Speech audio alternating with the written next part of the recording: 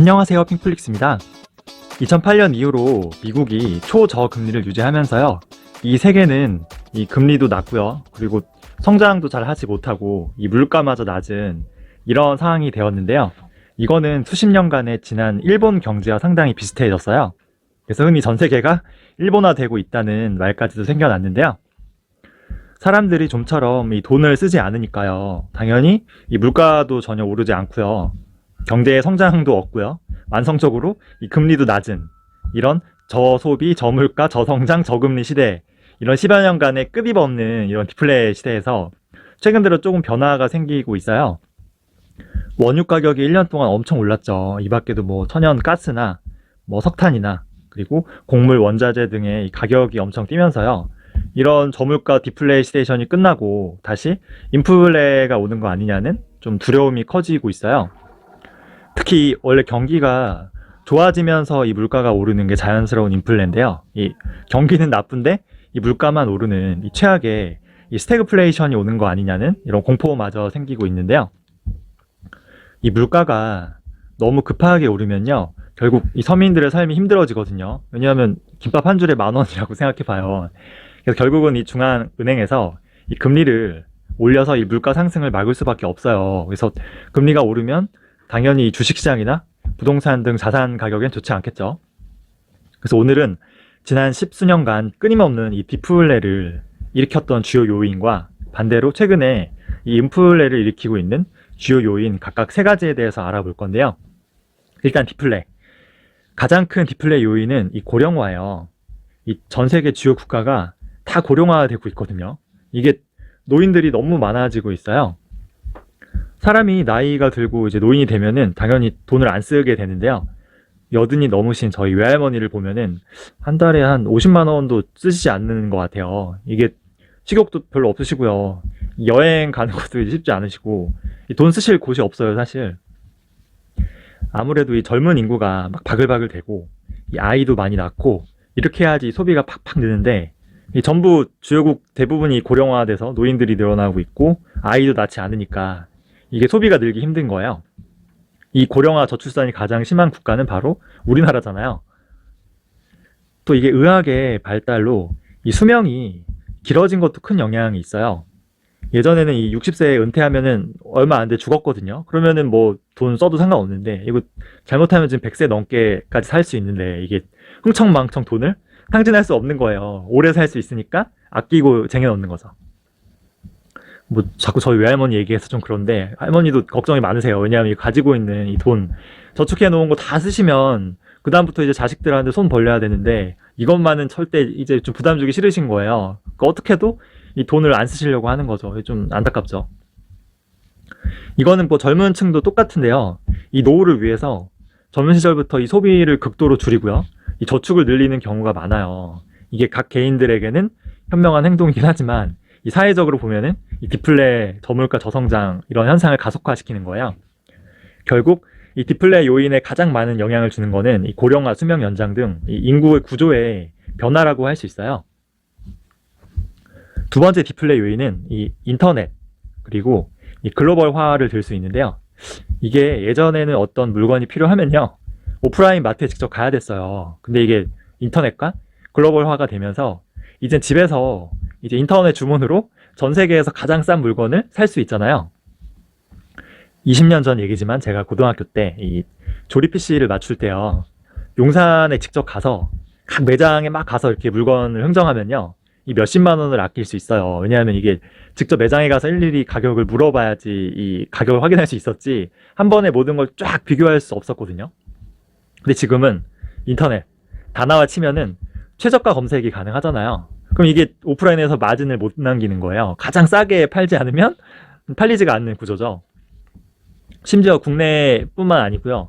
전 세계에서 가장 싼 제품을 손쉽게 살 수 있어요. 이렇게 지구 반대편에서 값싼 인건비로 만든 제품을 지구 반대편에서 이렇게 택배로 받을 수 있잖아요. 이렇게 인터넷과 이 글로벌화는요, 이 제품 가격을 혁신적으로 떨어뜨려요. 그러니까 이런 아마존이나 알리바바 같은 이커머스 기업들이 이 디플레 세상에서 큰 역할을 한 셈이죠. 마지막 세 번째 디플레 요인은 이 기술의 발달인데요. 제가 아까 20년 전 고등학교 때 이 컴퓨터 PC 데스크탑 한 대의 가격은 거의 100만 원에 육박했어요. 괜찮은 거 하나 사려면은. 근데 지금은 50만 원짜리 이 노트북도요. 그때 이 100만 원짜리 PC보다 몇백 배 성능이 좋거든요. 이 기술의 발달로 성능 대비 가격은 다운되게 돼 있어요. 배터리 가격은 10년 전 대비해서요. 지금 거의 10분의 1 가격으로 떨어졌고, 이 전기차 가격도 계속 내려가고 있죠. 이게 몇 년 지나면 내연기관차보다 오히려 전기차가 싸질 수 있어요. 이렇게 기술이 발전하면 가격은 내려간다. 심지어 지금 아프리카에 있는 이런 목동도 값싼 중국산 스마트폰 사용하면서 인터넷을 하는 시대잖아요. 기술의 발달이에요, 다 이거는. 이 로봇 같은 기술의 발달로 이제 자동화가 되면서 이 공장에서 찍어내는 제품 가격이 점점점 더 싸지고 있어요. 아무리 인건비가 싸다고 해도요, 이 사람 1000명이 하는 일을 이 로봇 한 대가 해버리면은 이거는 너무 싸죠. 왜냐하면 로봇은 뭐 급여도 휴식 시간도 휴일도 파업도 퇴직금도 필요 없잖아요. 그래서 계속 가격이 싸진다. 제가 말한 인구 구조의 변화, 그리고 인터넷, 그리고 이 글로벌화, 그리고 이런 기술의 혁신 등으로 이 지난 10여 년간 이 물가가 오르지 않았던 이 디플레 세상이었다면은 최근에는 이 반대로 물가가 오히려 오르는 인플레 압력이 커지고 있는데요. 그 요인은 첫 번째는 이 코로나예요. 업종마다 다르긴 한데요. 대부분의 업종은 이렇게 사람이 직접 만나서 이렇게 일을 하잖아요. 근데 이게 코로나 때문에 안 되니까 업무가 마비되는 거예요. 특히 이 제조업이나 그리고 이 물류 이쪽에서 업무가 지체되면서 재료 수급이나 이렇게 생산도 안 되고요. 그리고 이 물류 이동도 안 되다 보니까 결국 제품의 공급이 떨어지죠. 당연히 공급이 떨어지면 가격이 올라가잖아요. 이거 인플레 요인이죠. 두 번째는 사람이 부족해져요. 이 미국의 경우는 아직 은퇴하기에 이른 베이비부머 세대 수백만 명이 이 조기에 은퇴해버렸다고 해요. 왜냐하면 괜히 돈 벌려고 일하다가 코로나 걸려서 죽으면 어떡해요, 그죠? 특히 이 사람과의 접촉이 많은 이 서비스업, 뭐 외식업이나 뭐 의료나 교육 등 이쪽에서 좀 아무래도 꺼려지잖아요. 괜히 코로나 걸릴 수 있으니까 대규모 이제 인력난이 발생하게 됐고요. 당연히 임금은 계속 올라가겠죠. 베이비시터 인건비도 올라서 아예 그냥 내가 직접 육아해야겠다 하는 사람도 많아졌대요. 그러면은 육아로 그만두면 인력난이 발생하고 또 임금이 오르겠죠. 이것도 당연히 인플레 요인이에요. 이처럼 1년 반이 넘는 이 장기 이 코로나 사태는 제품의 가격도 올리고요. 그리고 사람들의 이제 임금마저 올리면서 전 세계의 인플레 압력을 높이고 있는 거죠. 마지막 세 번째 인플레 요인은 에너지 가격 급등인데요. 이거는 이제 뭐 태양광이나 그리고 이 풍력, 그리고 이 수력 이런 신재생 에너지 비율을 엄청 올렸는데 무리하게, 그리고 이제 기존의 이 가스나 석탄 발전 비율을 엄청 낮췄어요. 근데 이게 최근 바람이 별로 안 불고 강수량도 부족해서 이 에너지 생산이 안 되는 거예요. 전 세계가 급하게 가스나 석탄으로 부족한 전기를 만들려다 보니까 당연히 이쪽 가격이 급등하게 되는 거죠. 흔히 이런 신재생 에너지 때문에, 클린 에너지 때문에 발생한 에너지 인플레라고 해서 뭐 그린플레이션이라고도 불러요. 그래서 아까 얘기했는데요. 이 디플레 요인은 1번 인구 구조, 그리고 두 번째는 인터넷, 그리고 글로벌화, 세 번째는 이 기술의 발달. 반대로 이 인플레 요인은 제조나 물류 쪽에 이제 업무가 자꾸 마비된다. 그리고 사람들의 임금, 인건비가 상승한다. 그 세 번째는 에너지 가격이 급등하고 있다. 그래서 이 세상은 음양오행의 조화로요. 이런 디플레 요인과 이런 인플레 요인이 서로 이렇게 대립하고 있는데, 최근에는 이 인플레 요인이 더 강하다 보니까요. 이 인플레 좀 압력이 좀 커져서 물가가 올랐다고 볼 수 있어요. 근데 앞으로도 계속 인플레가 커질 것인지는 좀 지켜봐야 돼요. 물론 뭐 1, 2년 향후 혹은 뭐 3, 4년간 이 물가가 계속 오를 수도 있어요. 이런 이유로 인해서. 근데 이게 뭐 5년 이상, 10년 이상 이 장기적으로 보면은 지난 10년간의 이 디플레 세상이 완전히 바뀌어서 이 인플레 세상이 다시 온다고 보기는 좀 상상하기 힘들어요. 왜냐하면 이 인플레의 주요 요인 세 가지는 모두 이 단기적인 요인이거든요. 이 몇 년이 걸릴지 모르지만 결국 코로나 사태는 이 진정될 거 아니에요. 제조나 물류 이제 업무들은 다시 정상으로 돌아올 수밖에 없고요. 일터를 떠났던 사람들도 다시 일터로 돌아오겠죠. 에너지 가격도 마찬가지예요. 최근에는 이제 태양광, 풍력 등 신재생 에너지와 특히 이런 전기차의 급속한 성장으로 이 석유나 이런 원유 수요가 줄면서 이 생산을 많이 안 늘린 까닭이 커요. 심지어 작년에 원유 가격은 마이너스였거든요. 근데 이게 지금 원유 가격이 엄청 올랐잖아요. 그러면은 돈 벌어야죠. 다시 생산량을 늘릴 거란 말이에요. 이미 아마 늘리고 있을 거예요. 그러면 생산이 늘어나면 당연히 가격은 다시 하락하게 돼 있죠. 이게 해가 뜨면 결국 달이 뜨고요. 또 달이 차면 달이 또 기울잖아요. 이게 경제에 있어서도 이게 수요와 이 공급이요. 이게 인간의 욕망이 있기 때문에 어느 한쪽으로 끝없이 팽창하지 않아요. 이게 사이클이 있지만 결국은 균형을 맞추게 돼 있거든요. 아담 스미스는 이를 보이지 않는 손이라고 했죠. 만약에 이 제품 가격이나 그렇죠? 아니 물류 비용 이런 것들이 오르면요. 계속 오르면은 이 돈 벌려는 사람들의 욕심에 이쪽으로 뛰어드는 사람이 많아요. 이거 하면 돈 된다. 그럼 당연히 공급이 다시 늘어나고요. 가격과 비용은 정상화되는 거예요. 인건비도요. 사람이 지금 부족해서 계속 오르다가 충분히 매력적으로 오르면은 사람들 뛰어들죠. 야, 코로나 좀 위험하긴 해도 야, 돈 벌자. 그럼 당연히 인건비는 다시 안정이 되죠. 뭐 원유, 가스, 석탄 이런 에너지 가격도 마찬가지인데요. 가격이 오르죠? 그러면은 이거 최고라는 사람들이 다시 많아져요. 그러면 공급은 늘어나고요. 당연히 가격은 다시 정상화되는 거죠. 즉 최근에 이 물가를 상승시키는 요인들 모두 이게 단기적이고 이 경제적인 이 사이클상의 문제지 이게 장기적이고 이게 구조적인 문제는 아니에요. 근데 이 디플레이 요인은 달라요. 아까 얘기했던 인구 구조나 뭐 인터넷과 글로벌 그리고 이 기술의 발달 이거 모두 굉장히 장기적이고요. 이 구조적인 문제거든요. 고령화를 어떻게 막을 수가 없잖아요. 지금 당장 뭐 20, 30대한테 야 아이 당장 둘씩 낳으라고 강제할 수 없거든요. 그렇게 한다 해도 이미 늦었어요. 고령화 막을 수가 없어요. 수명이 늘어난 것도 이거 되돌릴 수가 없어요. 60세 이상은 병원 가지 마라고 막을 수 없잖아요. 이 인구 구조의 변화는 이거 해결할 수 있는 문제가 아니에요. 계속 더 심해지는 있는 거죠. 답이 없어요. 이거는 인터넷과 그리고 이 글로벌 전 세계가 글로벌 무역 이런 거를 이것도 막을 수 없어요. 스마트폰과 인터넷선 다 끊을 수 없잖아요. 만약에 이 스마트폰이랑 인터넷 사용을 막죠? 그러면 중국마저도 아마 폭동이 일어날걸요? 뭐 모든 국가가 무역 다 끊고 흥선대원군의 세국 정치할 수도 없잖아요. 이 글로벌화도 막을 수가 없어요.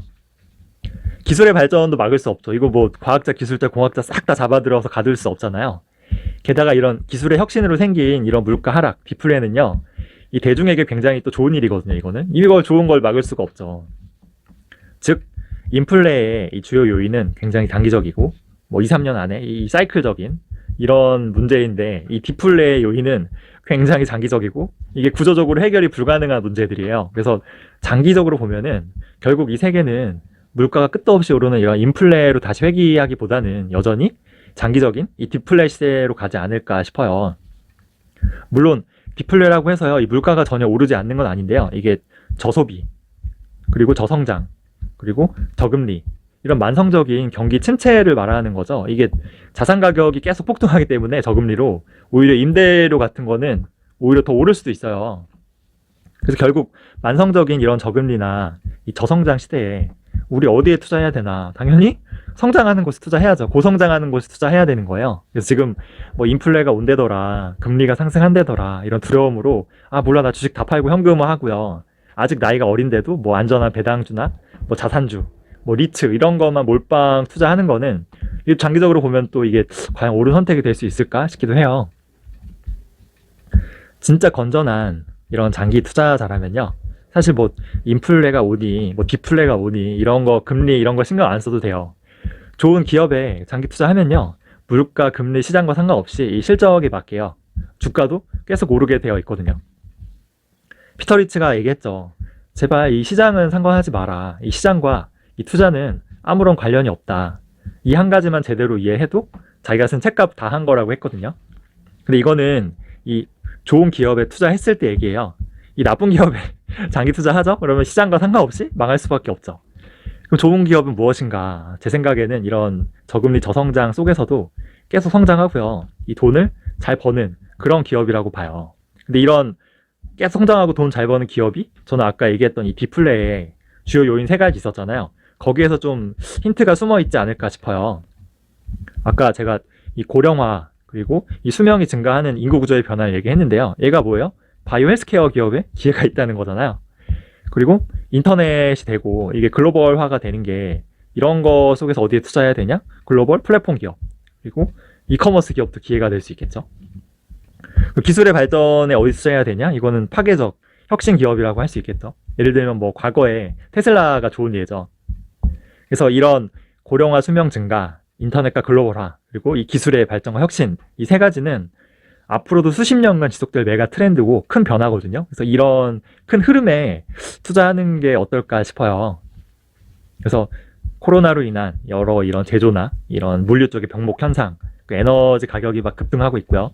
뭐 인플레니, 금리가 오를 수도 있어요. 근데 이런 건 너무 단기적이고요. 이 경기 사이클적인 거라 여기에 너무 흔들리면요, 이 투자를 제대로 할 수가 없어요. 우리가 뭐 1, 2년 투자할 거 아니고요. 평생 진짜 이 수십 년간 투자해야 되잖아요. 그래서 영화 달콤한 인생에서 나오는 대사로 마무리할 건데요. 이 바람에 휘날리는 버드나무 가지를 보며 제자가 이제 스님에게 묻는 거예요.